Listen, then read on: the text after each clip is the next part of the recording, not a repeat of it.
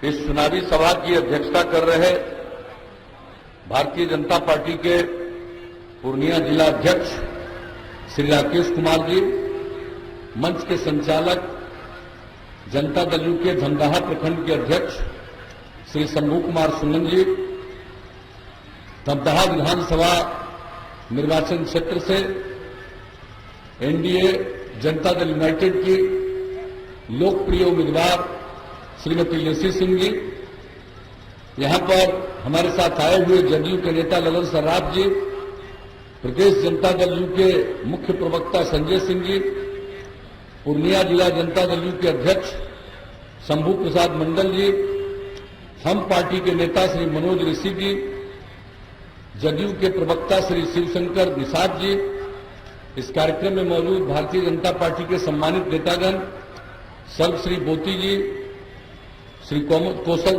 शाह जी, श्री भोला मंडल जी, श्री सुनील भगत जी, श्री विवेक जी, श्री झुन्नू जी, यहां उपस्थित जनता दल यू के सभी नेतागण, श्री प्रमोद चौधरी जी, श्री पप्पू गिरी जी, पूनम मुखिया जी, जनाब अफरोज आलम साहब, मनोज पासवान जी, जनाब सजाउर साहब, जीत मुखिया जी, सुनील मेहता जी, लिटिल झा जी, नवकिशोर यादव जी, उमेश पासवान जी, उदय शुक्ला जी, प्रदीप मेहता जी, श्रीमती रीता चौधरी जी, अमर मंडल जी और यहां उपस्थित एनडीए के घटक दलों के सभी सम्मानित नेतागण, मेरे प्रिय साथियों, प्रिंट और इलेक्ट्रॉनिक मीडिया से जुड़े पत्रकार मित्रों, छायाकार बंधुओं और इस चुनावी सभा में उपस्थित बहनों एवं भाइयों, आप सब इस चुनावी सभा में उपस्थित हुए हैं।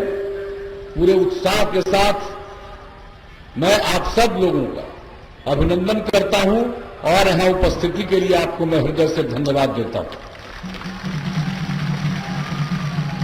आपको इस चुनाव काल में चुनाव प्रचार का कम समय निर्धारित था। कोरोना जो पूरे दुनिया भर में फैला हुआ है, उसी के मद्देनजर पहले तो काफी समय मिलता था, सब जगह चले जाते थे, लेकिन इस बार चाह कर भी हर जगह जाना संभव नहीं था। लेकिन पूर्व की तरह, पहले की तरह फिर धमदाहा में आपके बीच उपस्थित होने का मुझको मौका मिला। मैं इस धरती का नमन करता हूं, आप सबका अभिनंदन करता हूं।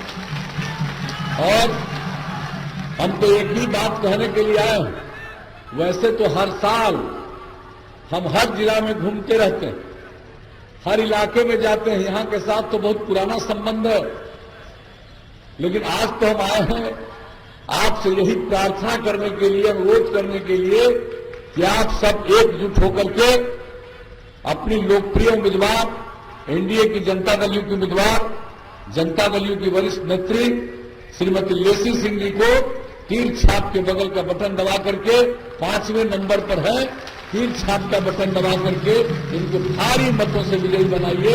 यही आप सबसे अनुरोध और प्रार्थना करने हम आए। और आपको तो मालूम है, जब से हम लोगों को काम करने का मौका आप लोगों ने दिया है, हम लोगों ने सेवा की। और वैसे आप लोगों को तो मालूम है, जब यहां काम करने का मौका नहीं मिला था, उसके पहले भी यहां आते रहते थे। हम केंद्र में सांसद थे, श्रद्धेय अटल जी की सरकार में रेल मंत्री भी रहे हैं, तो हम तो सब जगह लोगों की समस्या जानने की कोशिश करते रहे। लेकिन जब काम करने का आप लोगों ने मौका दिया, उसके पहले जो न्याय यात्रा पर निकले, हर जगह पहुंचे, और हम लोगों ने क्या कहा था, न्याय के साथ विकास के मार्ग पर चलेंगे, यानी हर इलाके का विकास और समाज के हर तबके का उत्थान। और हम लोगों ने यही काम किया। कोई इलाका उपेक्षित नहीं है, हर तबके के उत्थान के लिए काम किया, किन्हीं के साथ भेदभाव नहीं किया, और जो किनारे पर थे, हाशिए पर थे, उन तबकों को मुख्य धारा में लाने के लिए विशेष पहल की। और खास करके महिलाओं के लिए, कहां महिलाएं जनप्रतिनिधि हुआ करती थी, लोग महिलाओं के महत्व को समझते नहीं थे। हम तो प्रारंभ से कहते हैं, पुरुष और महिला काम करेंगे तभी समाज आगे बढ़ेगा। बहुत लोगों को ये बात समझ में नहीं आती थी। लोग समझते थे महिला तो सेवा करती है, घर में रहती है, सेवा करती है, यही काम है। और जब हम लोगों को मौका मिला तो हम लोगों ने महिलाओं को पंचायती राज संस्थाओं में, नगर निकायों में 50% का आरक्षण दिया और 3 बार चुनाव हुआ। कितनी बड़ी संख्या में, चाहे नगर निकाय हो या पंचायती राज संस्थाएं हो, कितनी बड़ी संख्या में महिलाएं जनप्रतिनिधित्व कर रही हैं। और हमने जो भी महिला जनप्रतिनिधि से बात की है, हमने देखा है कि उनकी रुचि विकास के प्रति, अपने इलाके के विकास के प्रति, जो उनका बुनियादी दायित्व है उसी के प्रति समर्पित रहती है। और हमने जब बात किया, हमने देखा है कि सेवा के प्रति कितनी प्रतिबद्धता उनकी है। और उसी तरह से जिनको 15 साल मौका मिला वो तो महिला को नहीं ही दिए थे। 10 साल तो चुनाव ही नहीं हुआ। अब 2000 में जब चुनाव हुआ तो आप जरा बताइए, अनुसूचित जाति जनजाति को भी आरक्षण था, अति पिछड़ा वर्ग को भी था, महिला को भी था, किसी को नहीं था।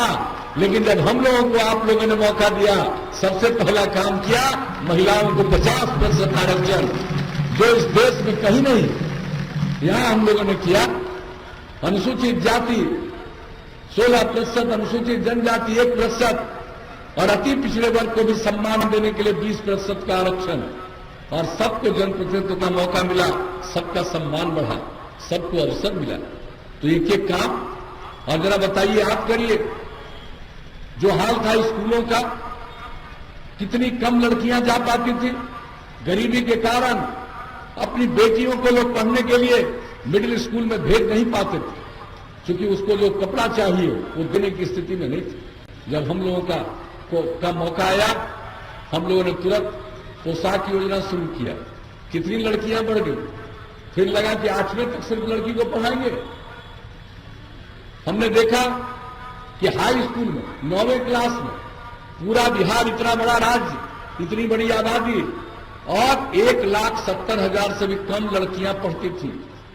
हम लोगों ने साइकिल योजना की शुरुआत की और लड़कियां साइकिल चलाकर स्कूल जाने लगी। कितना आत्मविश्वास का भाव पैदा हुआ। कई लोग मेरी आलोचना करते थे, ये लड़की को साइकिल दे रहा, लड़की कहां साइकिल चलाती है, वो साइकिल चलाएगी, उसको लोग तंग करेगा। हमने हंसते हुए जवाब दिया था, कोई तंग नहीं करेगा, हर परिवार की लड़की को साइकिल मिल रहा। आप देखिएगा क्या दृश्य होगा, किस तरह से लड़कियों में आत्मविश्वास आया, क्या दृश्य हुआ। और जब जगह जगह जाते थे तो लड़का भी मांग करने लगा, अंकल कुछ हम लोगों पर भी ध्यान दीजिए। तो 2 साल के बाद लड़कों के लिए भी हमने शुरू कर दिया। लेकिन आप जान लीजिए, अब लड़का लड़की बराबर हाई स्कूल में भी। और इस बार जो मैट्रिक की परीक्षा हुई उसमें लड़की की संख्या लड़का से थोड़ा ज्यादा ही थी। तो आप सोच लीजिए कितना बड़ा परिवर्तन, कितना स्कूल, कितना शिक्षक, सबको लाए, काम करना शुरू किया। और यहां प्राथमिक विद्यालय में भी कुछ तबके के लोग स्कूलों से बाहर रहते थे, अपने बेटे बेटियों को नहीं भेज पाते थे। हमने उसका भी आकलन किया, ये कौन है। तो पता चला कि या तो महादलित है या अल्पसंख्यक समुदाय थे। हम लोगों ने टोला सेवक, तालमी मरकज, स्वयंसेवक के माध्यम से 30,000 लोगों को लगाया और उनको उनके 60 साल की उम्र तक अब भी काम दिया है। आप सबको स्कूल पहुंचाया। अब न के बराबर स्कूल के बाहर लोग हैं। तो आप समझ लीजिए, जो काम करने का मौका मिला, हम लोगों ने काम शुरू किया। अस्पताल का क्या बुरा हाल था, कोई अस्पताल जाता था, कोई इलाज होता था सरकारी अस्पताल में। आप जान लीजिए, और नई पीढ़ी के लोगों को बता देना चाहिए, जब हमने सर्वे किया तो पता चला प्राथमिक स्वास्थ्य केंद्र में 1 महीना में 39 लोग जाते। अब आप बताइए, यानी एक दिन में 1 आदमी, किसी किसी दिन 2 आदमी। जो हम लोगों ने काम करना शुरू किया, डॉक्टरों का प्रबंध, अन्य लोगों का प्रबंध, दवा का प्रबंध। अब कितनी तेजी से लोग अपने इलाज के लिए सरकारी अस्पताल जाने लगे। और अब तो जान लीजिए, अब प्राथमिक स्वास्थ्य केंद्र में 1 महीने में औसत, ये तो कोरोना का दौर चला है 8 महीने से, इसके पहले आप जान लीजिए 1 महीने में औसतन बिहार में प्राथमिक स्वास्थ्य केंद्र में 10,000 लोग इलाज के लिए जाने लगे। आप सोच लीजिए, किसी भी क्षेत्र में, हर क्षेत्र में सड़क का निर्माण, सरकारी कार्यालयों का निर्माण, क्षेत्र के विकास का काम, पंचायत सरकार भवन का निर्माण कराना शुरू किया। कौन सा काम नहीं? आपदा पर काम। पहले आपदा के बारे में कोई सोचते थे? बाढ़ आती थी, लोग परेशान होते थे, कोई राहत नहीं मिलती थी।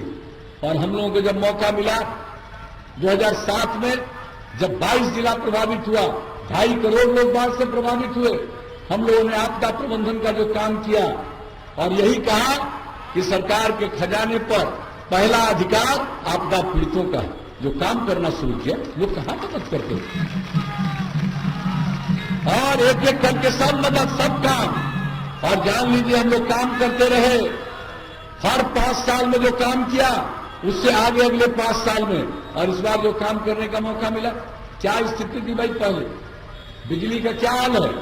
ललटेन का जमाना था, गांव को छोड़ दीजिए, शहर में भी न के बराबर बिजली। तो ये स्थिति थी।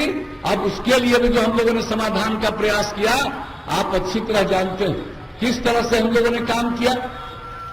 हर घर बिजली पहुंचाने की हम लोगों ने योजना बना दी और 2018 के दिसंबर का लक्ष्य था, 2018 के अक्टूबर में ही ये काम पूरा हो गया।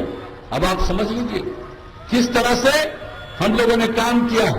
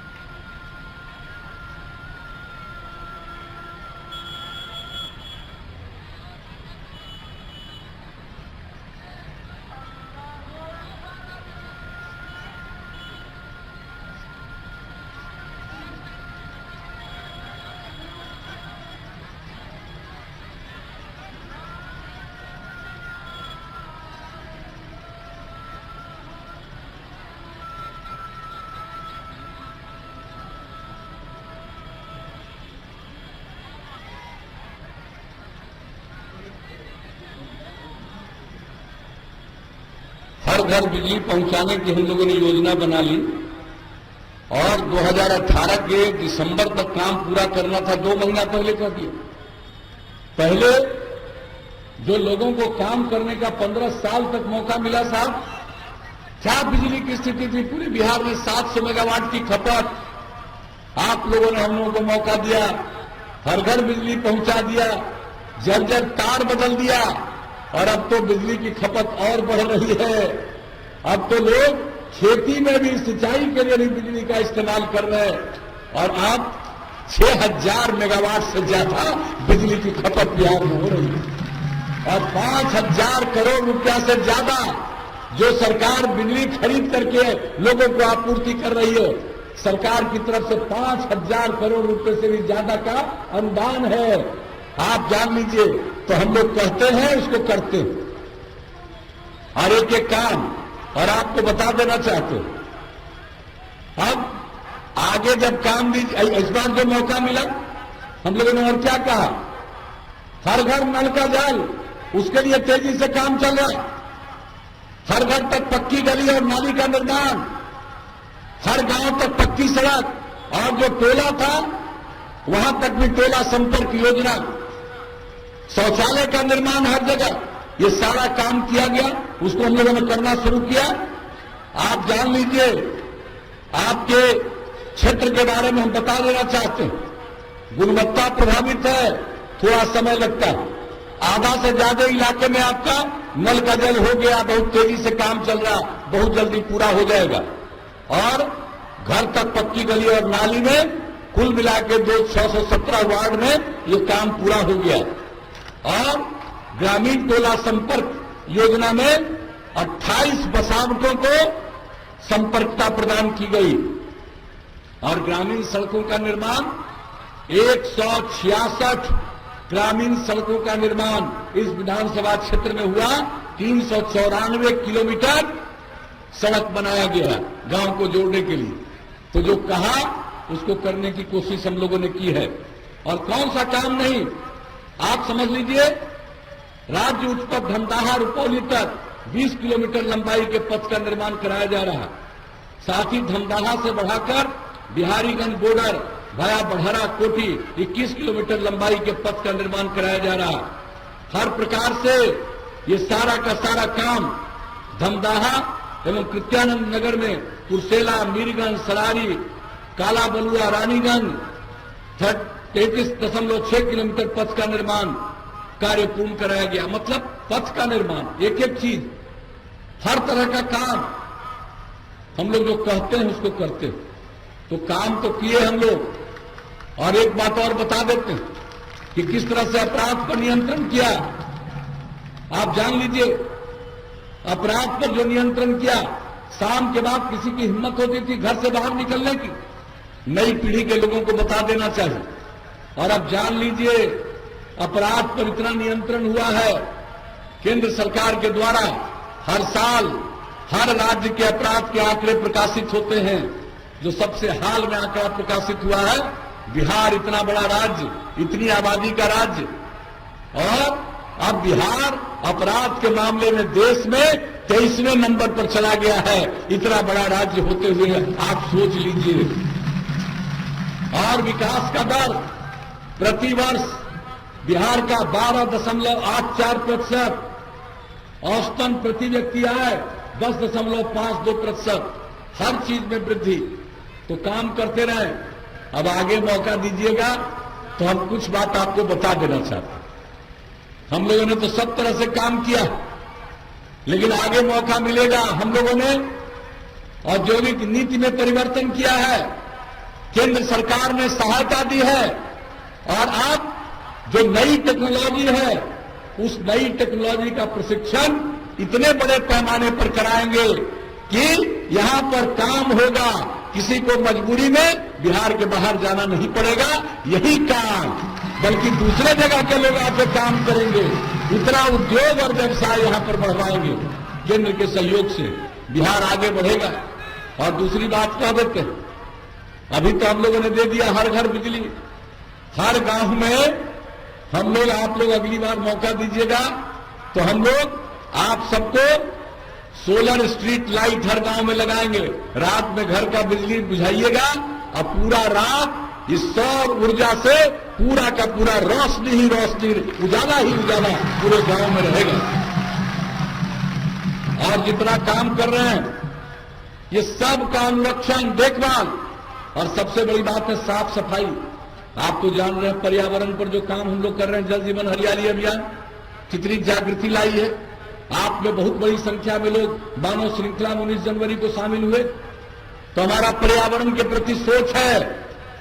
हम लोग और काम कर रहे हैं कि ये भी काम कि हम नाली बनवा रहे हैं, सब कुछ करवा रहे हैं, किसी तरह की गंदगी न रहे। घर में भी जो काम करते हैं उससे कुछ जो निकलता है कचरा और कोई भी चीज, सबका साफ सफाई का इंतजाम करेंगे हम लोग। उसके बारे में कुछ जगह प्रयोग करके देख लिया। सारे बिहार के हर गांव और हर शहर में हम लोग साफ सफाई का प्रबंध करेंगे ताकि थोड़ी भी गंदगी नहीं रहेगी और किसी तरह का भी संकट नहीं आएगा। ये काम भी करेंगे। और उसके अलावे आप जान लीजिए, हर खेत तक सिंचाई का पानी पहुंचा देंगे। और जो हर गांव को पक्की सड़क से जोड़ दिया, अब आप लोगों के मन में, गांव वालों को जो इच्छा रहेगी कई गांवों को जोड़ते हुए बड़ी सड़क तक जाने का, या कई गांवों को जोड़ करके खास जगह तक जाने के लिए और सड़क बनवा देंगे। और शहर और बाजार में सब में बाईपास बनवाएंगे। और अगर बाईपास का जमीन नहीं मिलेगा तो वहां सड़क के ऊपर सड़क बनवा देंगे, फ्लाईओवर बनवा देंगे। ये काम करेंगे। इलाज के लिए हमने नई टेक्नोलॉजी की बात की। केंद्र सरकार गांव तक ये सुविधा पहुंचा रही है, पहुंचने वाली है। अब कोई बीमार पड़ेगा, तत्काल उसकी सूचना हो जाएगी, तत्काल उसकी सूचना हो जाएगी। और चिकित्सक जांच भी कराएंगे और इलाज भी करेंगे। ये काम तो होगा, लेकिन उसके साथ साथ आप तो जानते हैं, कृषि रोड मैप के हिसाब से हम लोगों ने कृषि के उत्पादकता को, उत्पादन को बढ़ाने के लिए पशुपालन, मत्स्य पालन के लिए काम किया है। अब हर लोग घर में जानवर, पशु रखते हैं, पशुपालन करते हैं।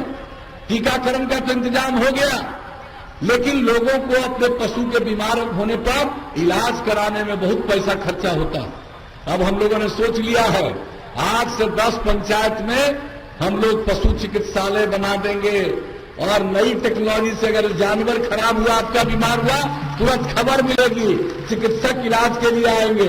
और जो दवा की जरूरत है वो राज्य सरकार ही उपलब्ध करा देगी, चिंता करने की जरूरत नहीं। और आगे जो हमारी महिलाओं की जागृति लाए हैं, हम इस जीविका समूह को और बढ़ाएंगे और आपको और ज्यादा इसमें हम सुविधा देंगे, ताकि और ज्यादा, आज 1 करोड़ 20 लाख है, और ज्यादा से ज्यादा महिलाएं इससे जुड़े, ताकि हर परिवार की आमदनी बढ़े, बिहार की आमदनी और ज्यादा बढ़े, बिहार विकास करे। और नई टेक्नोलॉजी का जो जिक्र किया, उससे अधिक से अधिक लोगों के लिए काम पैदा होगा, रोजगार पैदा होगा और लोग आगे बढ़ेंगे। तो ये सब काम तो हम लोग करेंगे।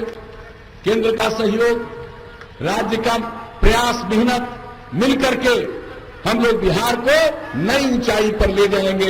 यही हमारा आश्वासन है और यही हम आपसे कहने आए हैं। आपने अब तक मौका दिया, मैं आपका शुक्रगुजार हूं। लेकिन आप जान लीजिए, लेसी सिंह जो आपकी विधायक रही हैं, कुछ लोग तो तंग फंग करने में भी रहता है, लेकिन ये डरती नहीं है, काम करते रहती हैं। और जो भी इलाके के लिए कोई जरूरी काम है, उसके लिए ही सारा काम कराती है। मंत्री भी रही हैं और एक एक काम करवाती है, तनिक भी उपेक्षा नहीं करती है और समाज के हर तबके के लिए बात करती है। कोई भी समुदाय हो, हर किसी के लिए चिंता करती है, हर जात समुदाय के लोगों की चिंता करती है। ये नहीं है कि किसी खास की चिंता करती है और दूसरे की नहीं, सबके बारे में सोचती है, सबके लिए काम करती है। और सबसे बड़ी बात है, महिला है। आप सोच लीजिए, इतना मेहनत करती है तो सबका दायित्व है। हमारी बहनों का तो दायित्व है ही, भाइयों का भी दायित्व है, बच्चों का भी, बच्चियों का भी दायित्व है।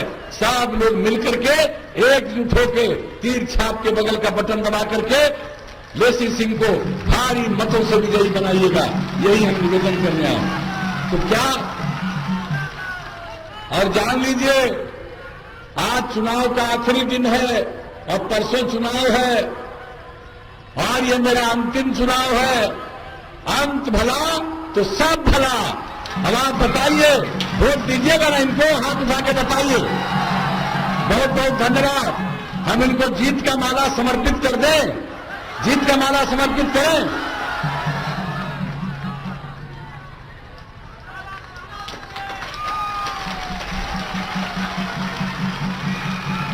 तो आप सबने आश्वस्त किया, आपकी सहमति से हमने जीत का माला समर्पित कर दिया। अब परसों एक एक आदमी वोट दे करके भारी मतों से विजयी बनाइएगा।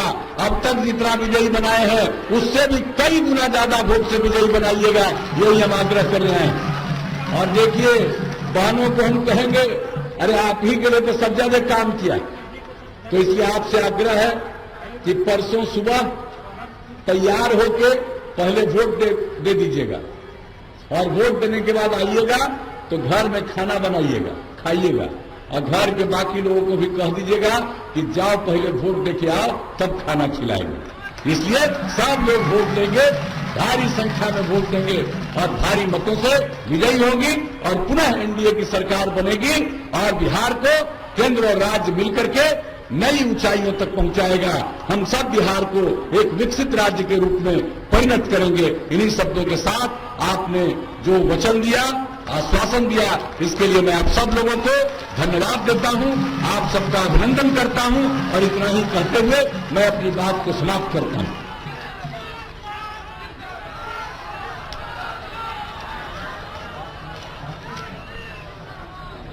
बहुत बहुत धन्यवाद, बहुत बहुत आभार माननीय मुख्यमंत्री जी। अब मैं सभा की कार्यवाही समाप्त की जाती है।